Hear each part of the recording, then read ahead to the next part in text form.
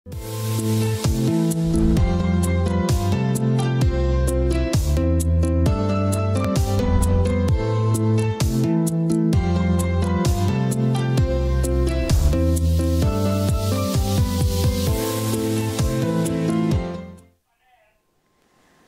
Assalamualaikum warahmatullahi wabarakatuh. Selamat malam pemirsa TVRI Sulawesi Tengah dimanapun Anda berada. Senang sekali kembali saya, Ayu Porotuo, hadir menyapa Anda pada malam hari ini tentunya di program Solusi Menuju Sehat, edisi Selasa 2 November 2021. Seperti biasa pemirsa, kita menghadirkan informasi, edukasi tentunya di bidang kesehatan dengan narasumber yang sudah kompeten di bidangnya. Dan pada malam hari ini senang sekali kita sudah kedatangan Ibu Dr. Asrawati Sofyan MKes SPKK. Mohon maaf, Ibu Dr. Asrawati Sofyan MKes SPKK yang merupakan tenaga pengajar di Fakultas Kedokteran Universitas Tadulako dan juga merupakan dokter di Klinik Karya Skin. Selamat malam Ibu Dokter. Selamat malam Ayu. Sehat? Alhamdulillah sehat. Alhamdulillah sehat. Terima kasih sudah bergabung di studio TVRI Sulawesi Tengah. Dan pemirsa, seperti biasa nantinya kita akan berdiskusi lebih lanjut mengenai topik di bidang kesehatan dengan Ibu Dokter Asra.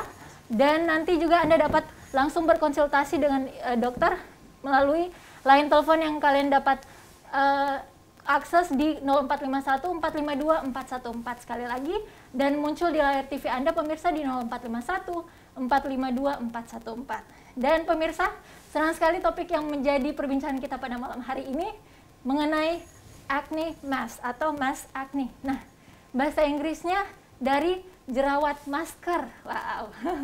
Ini tentunya salah satu topik yang cukup erat kaitannya ya, apalagi di bidang saat ini di situasi pandemi COVID-19, hampir semua orang menggunakan masker dan biasanya timbul jerawat masker nih. Nah, seperti apa sih jerawat, bahayanya, kenapa timbul jerawat? Untuk itu kita langsung berdiskusi langsung.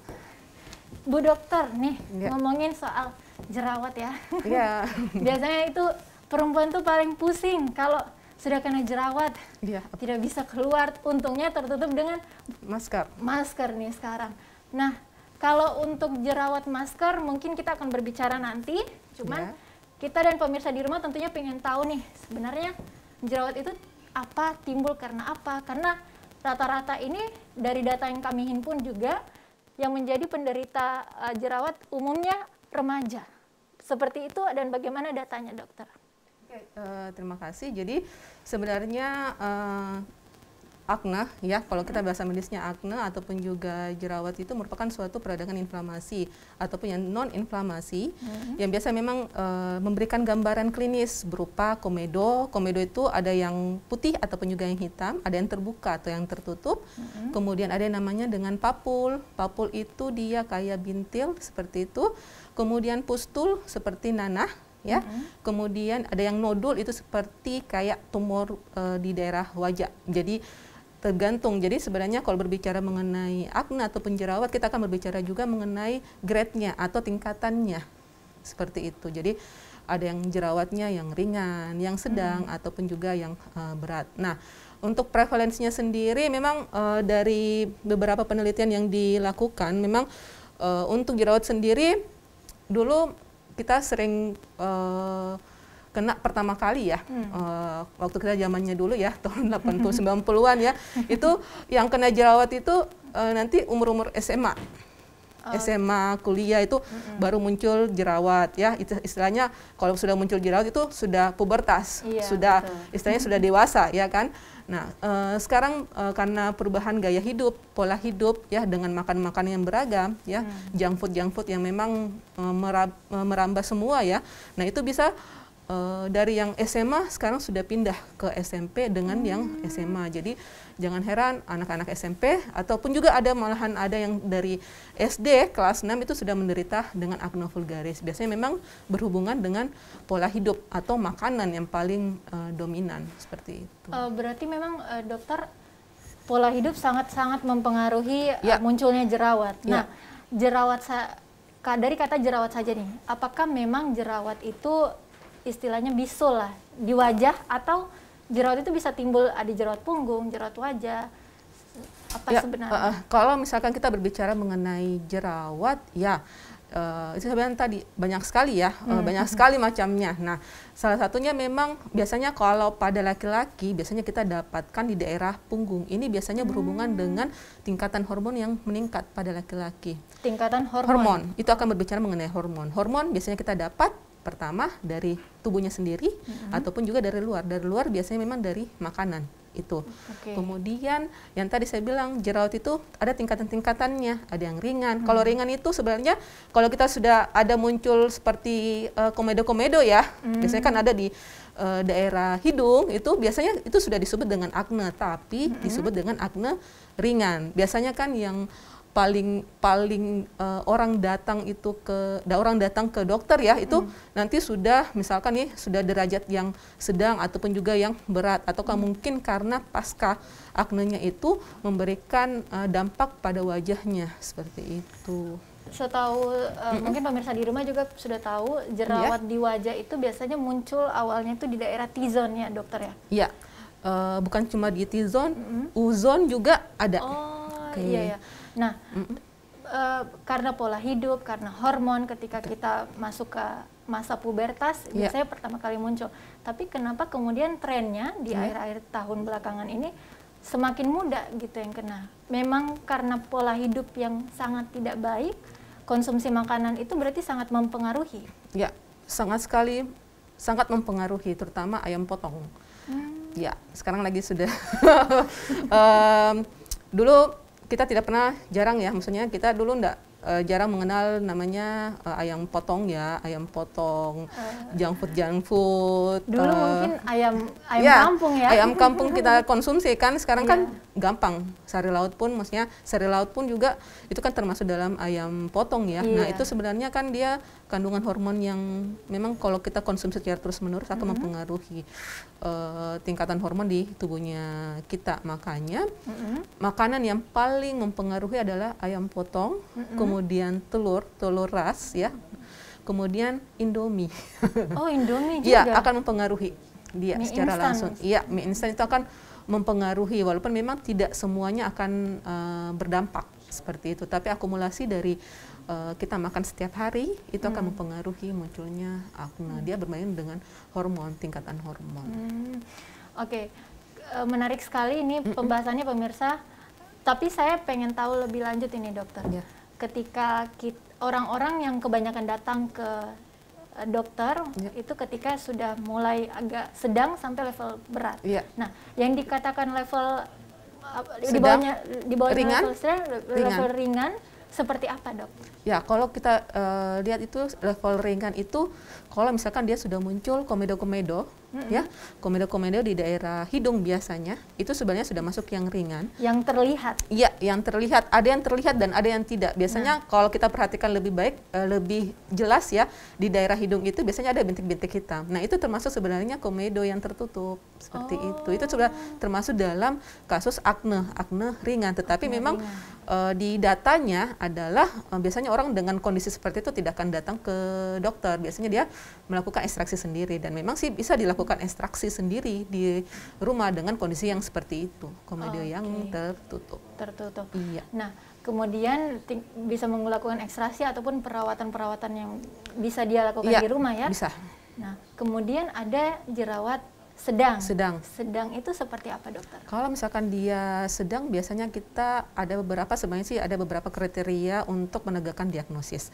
Nah, untuk yang jerawat yang sedang, biasanya kita akan muncul papul, dia ataupun juga pustul. Jadi semacam bukan bisul ya. Kalau bisul kan dia agak lebih besar ya.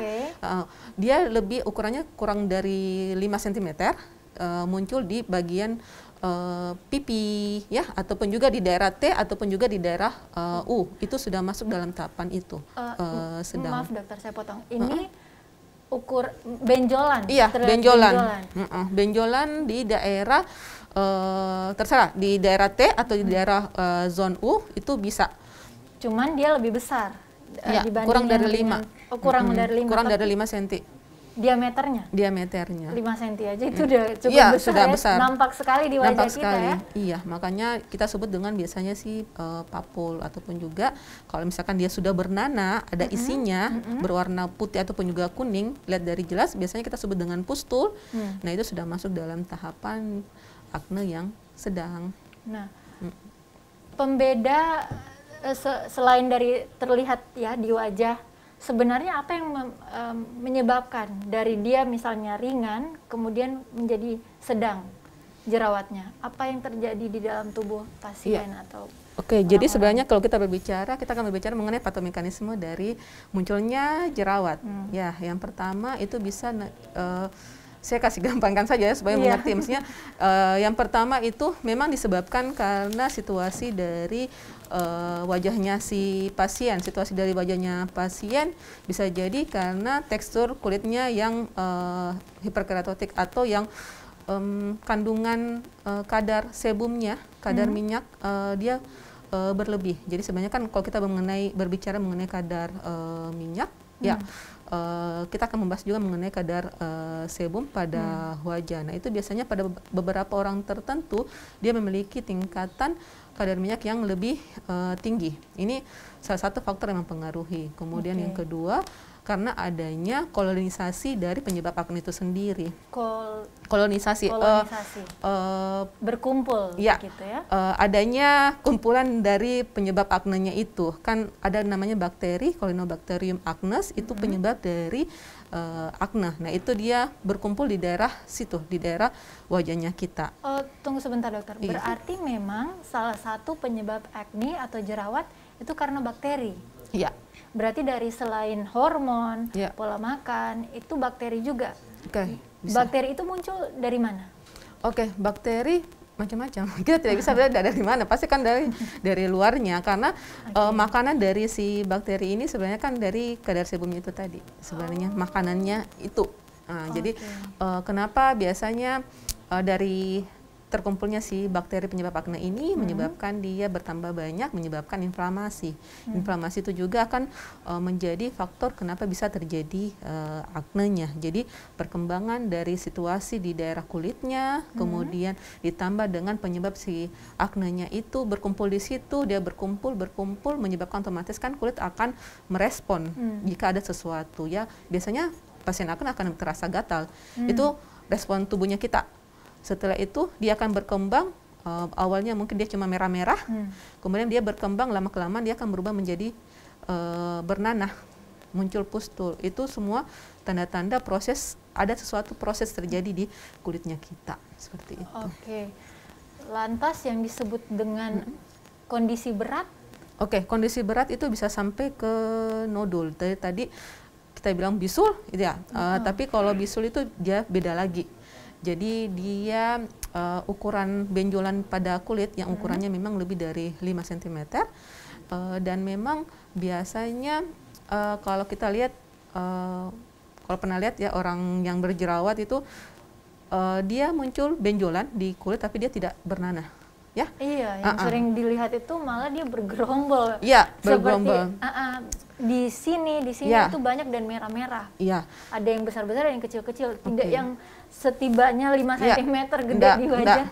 Itu beda lagi. Itu kita masuk dalam folikulitis, peradangan pada kulit itu beda lagi. Makanya kita harus melihat secara sistematis bahwa apakah memang dia akne atau memang dia penyakit yang lain, karena memang ada diagnosis banding atau memang ada beberapa penyakit yang memang di daerah wajah. Makanya pada saat kita melihat apakah memang dia akne atau tidak, seperti itu. Oke, baik. Kembali lagi ke pemirsa, ini sudah ada beberapa bahasan yang tadi kita sudah belajar sama-sama dengan Dr. Asrawati. Ternyata pemirsa, jerawat ini penyebabnya ada beberapa hal. Yang paling utama itu hormon, pola makan, kondisi wajah, seperti itu. Dan kondisi wajah ini juga erat kaitannya dengan sebum dan minyak di wajah kita. Nah, pemirsa, kita masih menantikan juga respon dan pertanyaan dari Anda. Silakan masuk ke nomor 0451 452 414, sekali lagi yang dapat terlihat di layar televisi Anda, 0451 452 414. Anda dapat langsung bertanya dan berkonsultasi dengan Ibu Dr. Asrawati Sofyan, MKes, SPKK. Dan lanjut nih Ibu Dokter. Ya. Kayaknya kalau berbicara jerawat ini agak-agak panjang ya. Ya. Kalau saya menilik lagi ke belakang, kayaknya orang-orang zaman dulu itu orang-orang tua kita terlihat tidak banyak jerawatnya nih. Ya. Memang jerawat ini apakah juga dari polusi, seiring perkembangan zaman dia makin banyak yang menjadi penderita akne. Ya. Apalagi menurut data itu sekitar di atas 70% itu yang mengalaminya rata-rata remaja. Nah, ya. Berarti setelah remaja bisa dipastikan kita kurang beresiko untuk mendapatkan akne atau seperti apa? Tidak sebenarnya. Iya. Jadi walaupun di beberapa data kita melihat bahwa memang remaja memiliki prevalensi yang paling tinggi yang menderita acne vulgaris ya. Nah, tapi ada beberapa kasus pun juga setelah remaja baru muncul jerawatnya. Itu ada beberapa kasus kita dapatkan di lapangan karena sebenarnya kenapa bisa muncul seperti itu, banyak faktor ya tadi yang mempengaruhi. Salah satunya adalah terjadi kerusakan kulit pada si penderita. Nah, ini yang selalu saya tekankan bahwa memang terjadi kerusakan kulit pada penderita, ujung-ujungnya bisa menyebabkan macam-macam sih sebenarnya. Ada yang namanya melasma atau orang kenal dengan sampolaro, kemudian dengan acne vulgaris ya. Nah, ini biasanya riwayat yang paling sering kita dapat itu adalah pemakaian krim-krim yang tidak diketahui. Maksudnya tidak diketahui adalah kita tidak tahu komposisinya apa, bahan-bahannya. Ya, bahan-bahannya apa. Mungkin jelas sih komposisinya apa, tetapi pemakaiannya terus-menerus. Maksudnya terus-menerus itu mungkin 1 tahun tidak ada keluhan ya, tetapi pemakaian 2-3 tahun dengan krim yang sama itu bisa menyebabkan acne vulgaris. Walaupun memang di awal-awal tahun ya, di awal-awal pemakaian bagus, mencerahkan dan sebagainya ya, tapi kita selalu mendapatkan kasus itu pada saat mereka sudah memakai krim dengan itu saja selama 2 tahun 3 tahun, itu menyebabkan terjadinya acne. Salah satunya adalah acne vulgaris. Acne vulgaris. Ya. Artinya apa itu, Dokter? Bahasa Latin ya, bahasa Latin untuk jerawat itu sendiri. Oh, bahasa Latin untuk jerawat itu sendiri. Berarti secara umum jerawat. Iya. Seperti itu ya. Berarti merek-merek bukan merek-merek.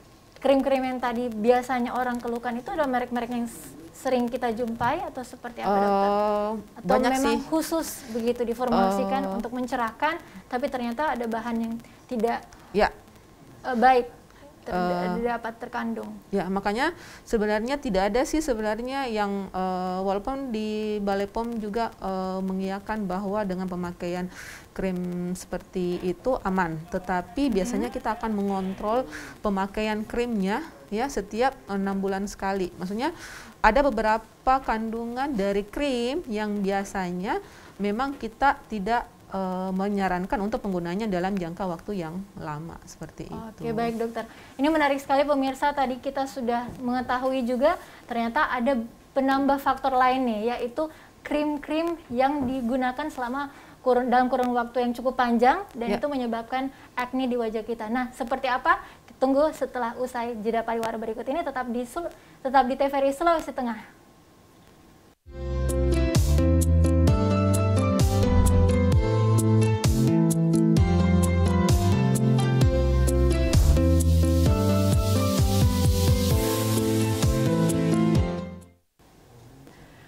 Baik pemirsa, terima kasih Anda masih bersama kami di Solusi Menuju Sehat, masih dengan narasumber kita Ibu Dr. Asrawati Sofyan, MKes SPKK.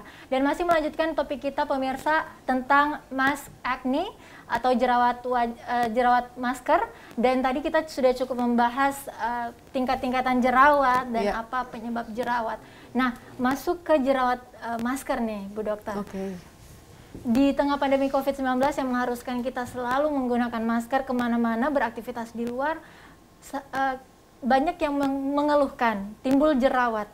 Nah, dan sekarang sudah menjadi satu tren baru juga ya, namanya mask acne. Ya, itu seperti apa Dokter? Memang dialami setiap orang kah? Kalau saya sendiri justru Tidak ya? Belum pernah mengalaminya sampai sekarang. Bagaimana itu tanggapan dokter? Oke, jadi sebenarnya Mas Akne ini memang jerawat yang disebabkan karena pemakaian dari masker yang terus-menerus dalam jangka waktu yang lama, sehingga terjadi peningkatan kelembapan di daerah wajah, terutama itu di daerah ozon. Daerah ozon itu di daerah sekitaran mulut, ya, di atas, kemudian di bawah, ya, pipi kiri dan pipi kanan. Jadi sebenarnya dengan pemakaian masker yang lama dan dalam jangka waktu yang lama dan terus-menerus menyebabkan terjadi peningkatan kelembapan, kemudian dia akan menyebabkan distraksi, gesekan, ya, gesekan antara masker dengan jerawat yang biasanya ujung-ujungnya sebenarnya sih dia akan menutup pori-pori di bagian kulitnya kita, apalagi pada beberapa orang yang dengan kondisi yang bermake up. Bermake up, kemudian dalam jangka waktu pemakaian masker lama, biasanya sih kita dapat paling sering itu memang pasien-pasien itu yang tenaga medis, ya, tenaga medis yang memang pemakaiannya harus pasti lebih dari 4 jam. Itu akan peningkatan untuk Mas Akne itu lebih prevalensinya lebih tinggi, seperti itu. Oke, dari namanya nih Mas Akne.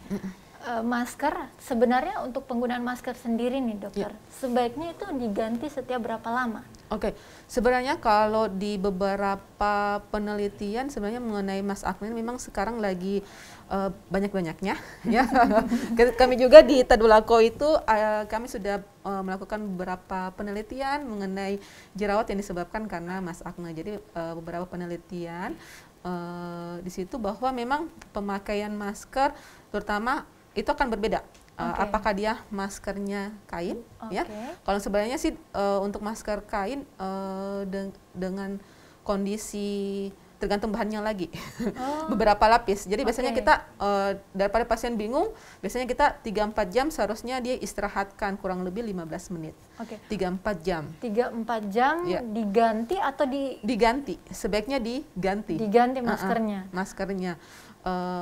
Kalau untuk yang masker yang bedah kan ada yang N95, ya, ada yang kayak kita pakai itu Dukbil, ya, kemudian ada juga yang masker bedah biasa. Nah itu biasanya kita menyarankan 3-4 jam saja sudah langsung diganti. Ganti lagi, ya. Walaupun istilahnya sudah 3 ply, 4 ply, tetap harus diganti. Iya, karena sebenarnya pada saat pemakaian dalam jangka waktu yang lama sebenarnya tingkat kelembapannya akan lebih tinggi, dan apalagi kalau misalkan kita memakai masker bedah yang biasa, yang biasanya memang karena kulit dengan masker itu bersentuhan langsung. Jadi itu biasanya juga penyebabnya. Jadi kalau misalkan yang agak aman itu sebenarnya yang KN94, KN95 yang memang dia ada ruang. Ya, ada ruang di antara hidung, maskernya, mulut. Ya, masker dengan kulitnya. Jadi ada ruang, itu biasanya tidak langsung meningkatkan frekuensinya untuk timbulnya akne itu akan lebih sedikit seperti itu. Tapi memang tidak semuanya orang yang memang kecenderungan untuk muncul jerawat itu pasti akan muncul dengan pemakaian masker yang tadi saya bilang, yang memang letaknya akan bersentuhan langsung dengan kulit. Itu akan bisa mempunyai resiko yang lebih tinggi dibandingkan dengan masker yang kayak KN95 ataupun juga KN94. Nah itu agak lebih agak lebih longgar. Lebih longgar ya.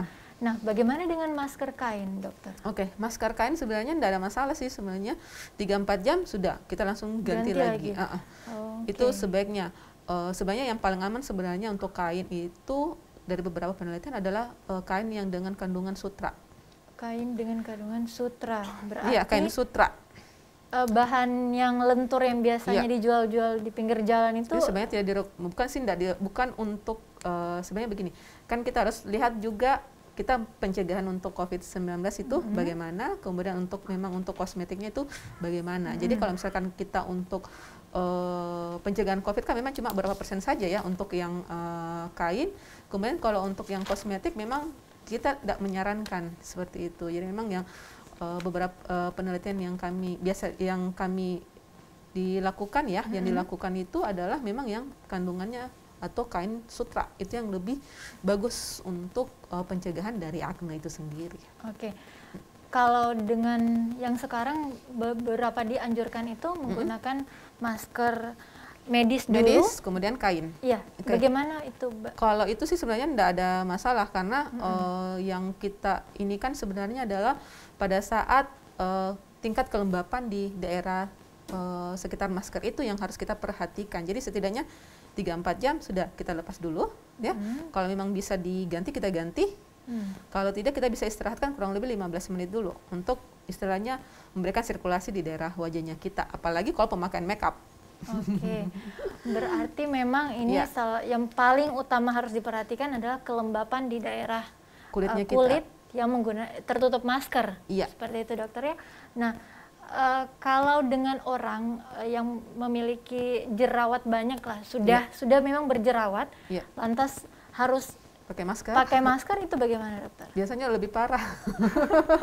Iya, biasanya pasien-pasiennya kami beberapa dia sudah berjerawat, entah itu di daerah T ataupun juga di daerah U, dengan kondisi sekarang yang mengharuskan memang menggunakan masker, ya mau tidak mau pasti akan muncul. Tetapi ada beberapa juga yang memang sudah tahu teknik yang bisa kita lakukan untuk pencegahan akne itu biasanya tidak akan muncul seperti itu. Nanti juga kita akan bahas mengenai itu dokter, teknik mencegah terjadinya mass acne. Tapi saya ingin berbicara lebih dalam lagi nih, buat mungkin pemirsa di rumah yang mengalami jerawat, biasanya ada jerawat yang sudah lama bertahun-tahun tidak hilang-hilang dan ingin dikonsultasikan langsung, boleh masuk ke telepon interaktif kita di 0451 452 414. Sekali lagi 0451 452 414. Anda dapat berkonsultasi langsung dengan Dr. Asrawati Sofyan, MKes SPKK.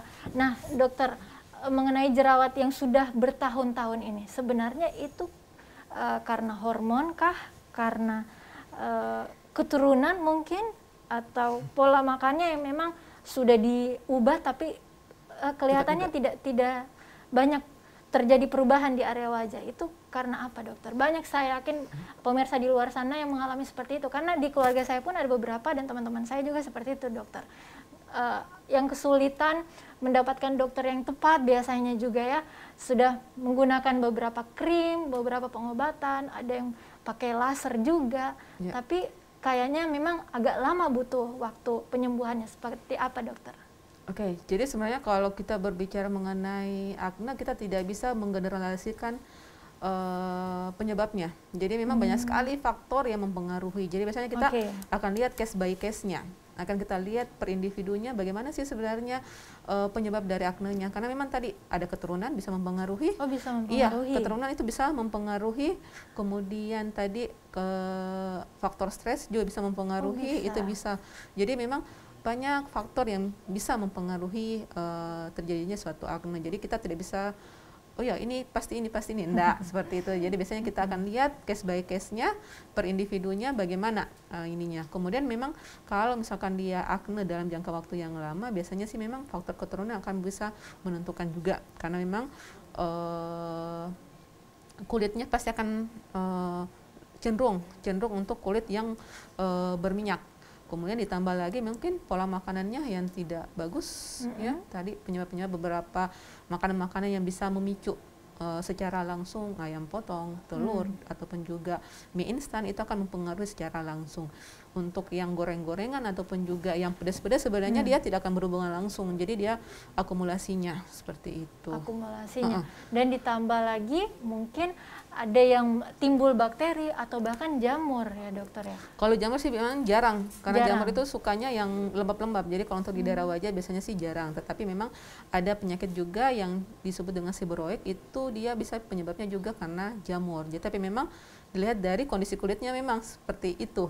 Jadi jadi kita tidak bisa melihat secara umumnya karena individu akan berbeda jenis kulitnya. Nah itu harus kita lihat secara mendetail saja seperti itu. Oke, baik. Yang lebih cenderung timbul jerawat di wajah itu yang memiliki kulit kering atau kulit berminyak atau campuran. Jadi kalau misalkan kita berbicara akne, ya pasti yang kulit berminyak. Yang kulit berminyak, cenderung berminyak ya, itu memiliki prevalensi yang lebih tinggi dibandingkan dengan yang kulit yang normal. Tetapi tidak menutup kemungkinan juga kulit normal tidak menderita akne vulgaris, karena bisa jadi ada beberapa mungkin kerusakan dari kulitnya tadi ya, itu bisa mempengaruhi juga terjadinya akne. Jadi kalau untuk dibilang prevalensi yang lebih tinggi cenderung adalah memang kulit yang berminyak. Tapi jangan khawatir, orang-orang yang dengan kulit berminyak tadi ya, saya bilang yang mana sih sebenarnya kulit yang bagus, itu kan iya betul. Sebenarnya nggak ada untung dan ruginya. Yang pertama adalah kalau untuk kulit yang berminyak memang kecenderungan untuk munculnya jerawat, iya pasti ya. Tergantung dari tergantung dari orangnya, tergantung dari individunya. Karena sebum tadi ya dokter. Ya, peningkatan dari sebum akan berhubungan langsung dengan peningkatan bakteri. Ya, karena tadi sebenarnya sih memang banyak sekali faktor ya mempengaruhi. Sebenarnya dari beberapa ini memang ada 4 yang mempengaruhi secara langsung seperti itu. Jadi kulit yang berminyak kecenderungan untuk dia menjadi lebih tua sebenarnya sih tidak beda dengan kulit yang kering. Kulit kering itu akan lebih mudah menua sebenarnya. Orang dengan kulit yang berminyak akan kecenderungan untuk tingkat kelembapannya lebih tinggi. Jadi kecenderungan untuk jadi lebih menua istilahnya ya. Biasanya dia agak lebih tidak terlalu cepat dibandingkan dengan orang yang kulit kering tadi. Makanya beberapa skincare ya yang dengan kandungan moisturizer kan itu ini kan untuk memperbaiki tekstur kulit, mempengaruhi kelembapan, itu akan ujung-ujungnya akan mempengaruhi dari faktor ketuaan dari suatu kulit seperti itu. Jadi untung ruginya ada deh nanunya. Oke dokter, nah ini membahas sudah kayaknya ya cukup panjang. Kenapa, apa proses terjadinya jerawat, yang menyebabkan jerawat seperti apa, dan kayaknya pemirsa di rumah juga ingin tahu bagaimana kita mencari solusi terbaik untuk wajah kita yang berjerawat nih. Nah dokter, kalau orang yang berjerawat kategori sedang tadi ya, dan berat yang biasanya menemui dokter, rata-rata itu masalahnya dikarenakan karena akumulasi tadi ya, akumulasi banyak faktor atau hormon. Karena ketika kita memilih solusi yang tepat tentu melihat penyebabnya dulu. Nah, biasanya orang-orang yang sudah dikategorikan berjerawat sedang, bukan resiko tapi keparahan ya, tingkat keparahan dari jerawat itu sedang, berat, dikarenakan oleh banyak faktor ya. Akan kita lihat individunya seperti itu. Jadi tetap di screening dulu berarti. Screening dulu. Jadi kita kita melakukan anamnesis. Kita melakukan tanya jawab sama pasien hal-hal apa yang paling dominan yang bisa menyebabkan terjadinya akne. Tapi tetap kita akan mempengaruhi pola hidupnya dia. Tetap pola hidup biasanya akan paling sering akan kelihatan. Orang-orang yang selalu bandel pasti akan lebih kelihatan aknenya. Kebersihan kulit kan juga akan mempengaruhi. Orang yang sering cuci muka dengan tidak, peningkatan untuk aknenya akan lebih ini. Tetapi kan juga kita harus jangan bilang saya sering cuci muka. Ya, cuci muka tapi harus dilihat dulu kondisi kulitnya. Kalau dengan kondisi kulit yang kering dengan pemakaian sabunnya biasanya cukup 2 kali saja.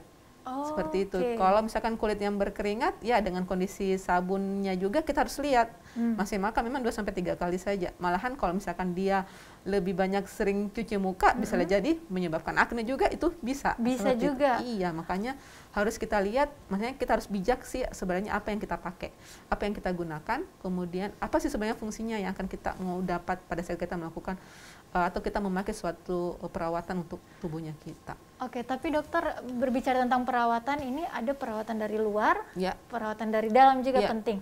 Nah, perawatan dari luar yang biasa mungkin kita sebut dengan skincare begitu pemirsa ya. Perawatan kulit. Nah, perawatan kulit dan memilah-milih skincare yang paling tepat untuk digunakan di wajah itu mungkin membuat cukup bingung ya dan pusing. Kalau saya sendiri itu memang cukup berat waktu itu dokter memilih yang mana yang paling tepat. Tetapi kemudian saya juga tidak melupakan konsumsi pola makan yang paling baik, karena perawatan dari dalam diri biasanya juga yang terlihat di kulit kita. Satu quotes mengatakan you are what you eat, apa yang kita kamu adalah apa yang kita makan. Nah, biasanya orang-orang yang betul-betul mengatur pola diet, pola makan itu terlihat dari kulit-kulitnya. Ada yang lembab, itu berarti konsumsi airnya cukup, seperti itu dokter. Berarti yang mana nih yang dulu harus dilakukan? Penanganan dari dalam atau dari luar? Oke, sebenarnya sih yang harus kita tahu itu adalah sebenarnya kondisinya kita. Kondisinya kita itu yang pertama adalah kita harus tahu jenis kulitnya kita apa. Jangan misalkan nih di beberapa iklan-iklan kulitnya pasti yang diperlihatkan adalah orang yang dengan kulit yang bagus pastinya ya. Dengan kondisi dia pakai itu, kenapa saya tidak seperti itu? Betul. Makanya kita sebagai orang yang akan melakukan perawatan, setidaknya kita tahu dulu kita itu maunya apa, maksudnya kondisi kulitnya kita itu apa. Setidaknya kita tahu kulitnya kita itu termasuk keringkah, ataukah memang kita kulitnya berminyak, ataupun juga mungkin campuran. Itu kan bisa kita lihat pada saat kita bangun pagi sebenarnya. Bangun pagi itu kita akan bisa lihat orang dengan kondisi kulit yang di daerah T atau di daerah U yang memang kecenderungan untuk berminyak itu bisa kelihatan. Oke, jadi yang paling penting untuk diketahui semua orang, kita harus tahu dirinya kita sebenarnya. Tahu tubuhnya kita seperti itu. Yang paling utama itu mengetahui jenis kulit. Bagi Anda yang berjerawat, paling utama yaitu cari tahu jenis kulit Anda apa, pemirsa. Kering, berminyak, atau campuran. Nah, setelah mengetahui jenis kulit, apa yang harus dilakukan, dokter? Kalau kita sudah melihat jenis kulitnya kita apa, ya otomatis kita bisa, sebenarnya sih di pasaran kan sudah jelas bahwa misalkan ini ada untuk yang kulit kering, kulit yang berminyak. Nah, itu kita bisa pilih untuk beberapa untuk perawatannya itu tidak ada masalah, karena memang skincare yang di pasaran itu sudah dalam batas normal keamanan ya, maksudnya keamanannya sudah terjamin untuk efek samping ataupun juga itu sudah terjamin, karena memang komposisinya itu sudah terukur untuk keamanannya, efek samping dan sebagainya itu sudah terukur. Jadi makanya untuk perawatan kulit ya sesuaikan dengan jenis kulit. Ya, sesuaikan dengan jenis kulitnya. Dan juga merek-merek dagang yang sudah tersebar di pasaran ini juga sudah lolos BPOM begitu ya, dokter ya. Sudah lolos BPOM. Tetapi jika Anda menggunakan perawatan wajah yang belum ada logo BPOM-nya, nah itu patut untuk Anda periksakan dan dikhawatirkan itu mengandung bahan-bahan yang tidak baik beredar seperti itu ya, dokter ya. Nah, lanjut setelah mengetahui skincare yang tepat dari menilai jenis kulit kita, apa yang harus kita lakukan, dokter? Setelah itu otomatis akan kita istilahnya rajin lah, maksudnya rajinnya itu ya untuk cuci muka untuk kulit-kulit yang kering cukup 2 kali saja, kemudian untuk kulit yang berminyak bisa sampai 3 kali sesuai dengan kondisi kulitnya. Kemudian yang tadi pola hidup yang harus kita lihat, karena tadi memang untuk pengobatan ataupun juga perawatan kulit memang kita harus dari dalam ataupun juga dari luarnya. Dan itu harus imbang bersamaan, dokter? Iya, harus imbang. Jadi sebenarnya untuk makanan-makanan yang kita konsumsi itu akan memberikan efek ke tubuhnya kita. Itu akan kita kelihatan kok ininya bagaimana dampak yang ditimbulkan dengan konsumsi sesuatu yang memang secara berlebihan dan terus-menerus itu akan mempengaruhi. Baik, dan apakah step-step ini juga sama merupakan pencegahan juga dari mass acne seperti itu, dokter? Ya, sebenarnya kalau untuk mass acne itu sendiri adalah sebenarnya kita akan bermain di bagian eksternalnya saja sebenarnya, karena memang dia mempengaruhi itu bagian eksternal dari kulitnya kita yang tertutup oleh masker. Itu karena memang tadi gesekan dari masker dengan kulitnya kita itu yang menyebabkan juga terjadi kelembapan pada kulit, menyebabkan gesekan pada kulit, itu bisa menyebabkan terjadinya distraksi atau menyebabkan terjadinya akne seperti itu. Berarti cara pencegahannya sendiri selain dari mengganti masker setiap 3-4 jam, ada step-step lain yang juga harus dilakukan? Iya, untuk wanita memang sebaiknya kita menggunakan hiasan ya, sebaiknya meminimalkan untuk keriasannya. Sebenarnya dok, kalau memang diharuskan untuk kita harus bermake up setidaknya di daerah yang tidak tertutup dengan akne. Itu pun juga pada orang-orang yang memang kecenderungan untuk mas akne. Karena kan biasanya kita akan lihat kalau misalkan kita kecenderungan untuk muncul jerawat, akan kita lihat kondisi kulitnya kita pada saat mungkin dari tahun 2020 ya, pada saat pandemi itu akan kelihatan kok misalnya. Jadi kita mengurangi untuk pemakaian make up, itu yang pertama. Kemudian kebersihan pada kulitnya kita itu memang harus terjaga, karena memang akan mempengaruhi. Dan juga sebenarnya sih ada yang paling mempengaruhi juga sebenarnya faktor stres ya. Faktor stres yang mempengaruhi jerawat itu juga bisa itu akan mempengaruhi, terutama mahasiswa mahasiswa yang menjelang entah dia baru masuk menjadi seorang mahasiswa ataupun juga yang mau keluar menjadi mahasiswa, dalam pada saat pengurusan skripsi dan sebagainya, biasanya pasti yang awalnya dia tidak jerawat pasti akan muncul. Ya itu pasti, karena pola hidupnya pasti akan terganggu ya. Faktor Kayaknya stres saya akan pernah mempengaruhi. mengalami, dokter. Ya, pasti. Itu akan mempengaruhi sekali faktor stres dengan pola hidup yang mungkin sudah deadline ya, deadline skripsinya, tidak tidur malam, kurang istirahat, ya sudah, pasti akan mempengaruhi. Tapi tidak semuanya seperti itu. Tidak semuanya akan seperti itu walaupun dia A dan B, walaupun juga dia kembar, tapi memang dia A dan B memiliki tekstur kulit yang berbeda, pasti tidak. Walaupun dia dengan pola hidup yang sama, bisa jadi dia tidak akan menimbulkan jerawat seperti itu. Oh, berarti Memang memang tekstur kulit akan mempengaruhi juga. selain tekstur kulit, faktor Jenis stres, kulitnya ya pola makan, Iya. pola tidur sepertinya juga akan mempengaruhi ya, mempengaruhi, dokter ya. Kalau saya ingat-ingat kembali dulu waktu masih zaman-zaman begadang gitu ya, sering kurang tidur dan juga makannya sering telat, itu apalagi dengan dikejar dosen begitu ya. Belum Udah dipantul mulai ya. Iya. Belum pantulnya si dosennya, ya sudah pasti akan mempengaruhi. Tapi tidak semuanya ya, maksudnya kita tidak bisa secara umumnya kita menjudge semuanya seperti itu. Tidak, kita akan melihat case by case-nya saja. Oke, dokter, ini menarik sekali pemirsa. Sekali lagi bagi Anda yang ingin berkonsultasi langsung dengan Dr. Asrawati Sofyan, MKes SPKK, Anda dapat langsung masuk di line interaktif telepon kami di 0451 452 414, sekali lagi di 0451 452 414. Dan kembali lagi nih dokter, tadi sempat dokter sebutkan jika Universitas Tadulako memang lagi research ya, Iya, di Fakultas Kedokteran. Ya, Fakultas Kedokteran kita ada sementara melakukan penelitian ya, penelitian mengenai Mas Akne. Kita ada 2 mahasiswa yang memang kita kerahkan dan sudah 1 orang yang sudah memaparkan hasil penelitiannya. Meneliti tentang Mas Akne dengan hasil seperti apa, dokter? Mungkin bisa dibagikan ke pemirsa di rumah yang mungkin bisa menjawab nih keresahan mengenai Mas Akne.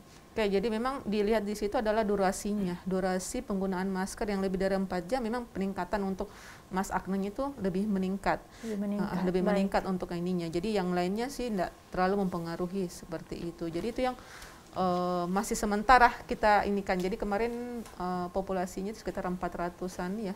400-an mahasiswa yang kita lakukan penelitian. Jadi memang durasi dari penggunaan masker ini yang memang cenderung untuk peningkatan untuk terjadinya akne vulgaris. Baik, pemirsa, menarik sekali perbincangan kita malam hari ini dengan Dr. Asrawati Sofyan, MKes SPKK, yang merupakan tenaga pengajar di Fakultas Kedokteran Universitas Tadulako dan juga merupakan dokter di klinik Karsia Skin. Jadi bagi Anda pemirsa yang memiliki masalah nanti mungkin dapat berkonsultasi langsung dengan Ibu Dokter, silakan langsung menghubungi beliau. Dan pemirsa, tadi pembahasan kita mengenai Mas Akne atau jerawat masker ini sudah sangat panjang dan sudah sangat melebar ya, menjawab juga kenapa timbul jerawat, bagaimana proses jerawat timbul dan kategori-kategori jerawat. Dan ternyata memang jerawat itu dikategorikan ringan, sedang, dan berat. Dan jika Anda mengalami jerawat ringan, itu bisa ditangani dengan perawatan di rumah saja,